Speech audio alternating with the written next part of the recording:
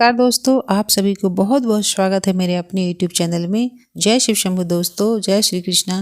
कहते हैं कि हर जीव अपने कर्मों के अनुसार भूत पिशाच के शरीर में जन्म लेना पड़ता है उसे। है कि एक बार युधिष्ठिर ने भगवान श्री कृष्ण से प्रार्थना करके, हे भगवान, आप सभी प्रकार के जीवों को पालन करने वाले हैं, आप कृपा करके माघ मास के शुक्ल पक्ष की एकादशी का वर्णन करें।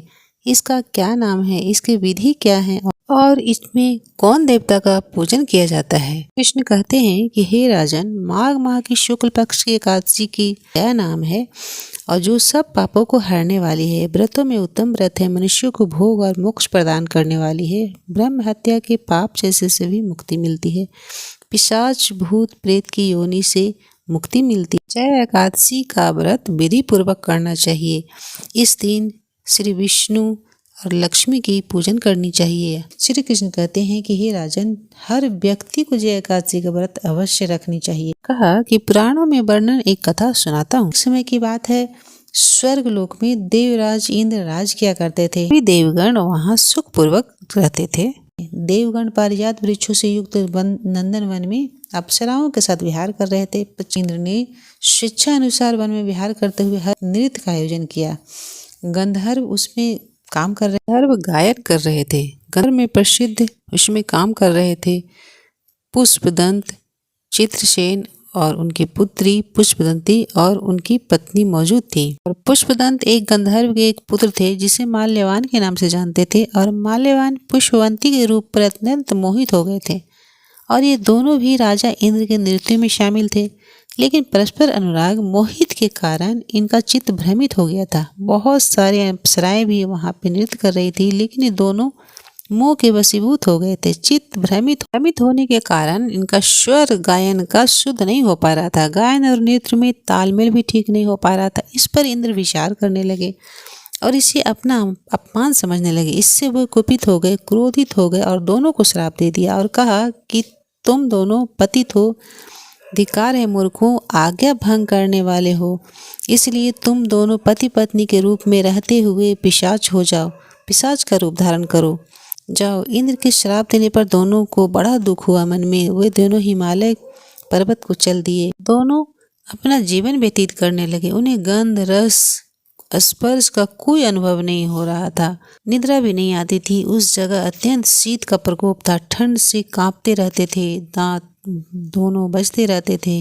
इस वजह से नींद नहीं आती, कंदराओं में विचरण करते रहते थे।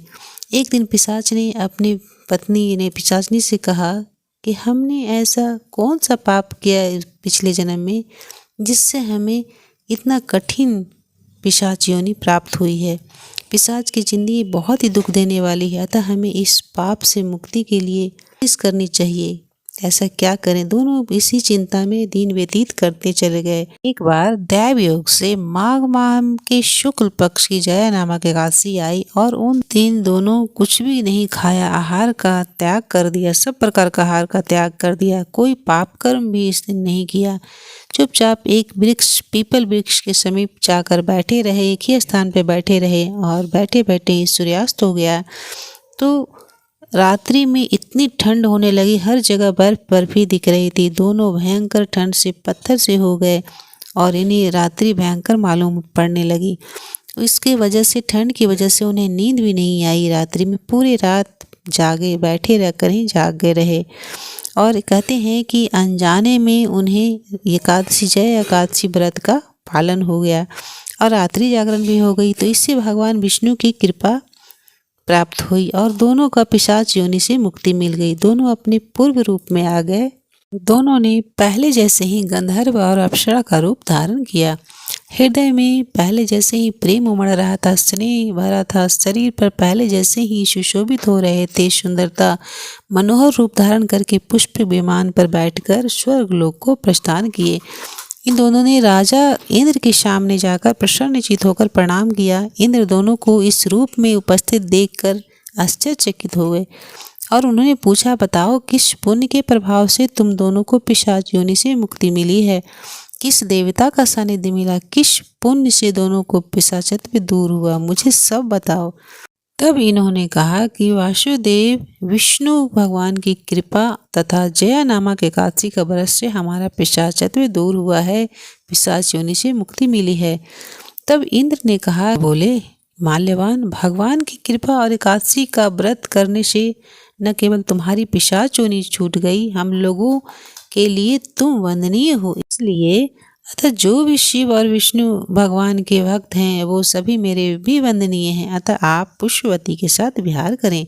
और श्री कृष्ण कहते हैं कि हे राजन, जय एकादशी के व्रत जो भी मनुष्य कर लिया उसके सब जप तप यज्ञ दान आदि कर लिया, समझो, जो वो 1000 वर्ष तक परलोक में निवास करते हैं। प्रेम से बोलिए श्री हरि विष्णु भगवान की जय, लक्ष्मी माता की जय, जय श्री भगवान की जय। जया एकादशी पर इस कथा का श्रवण अवश्य करें और अपने बंधु बांधवों में भी शेयर करें, अपने दोस्तों में शेयर करें, फैमिली फ्रेंड में शेयर करें, जितना हो सके आप इसे शेयर करें। अगर आपको ये वीडियो पसंद आया तो लाइक करें, सब्सक्राइब करें और बेल पर आइकन पे प्रेस करना ना भूलें। जय शिव शंभू दोस्तों, जय श्री कृष्ण।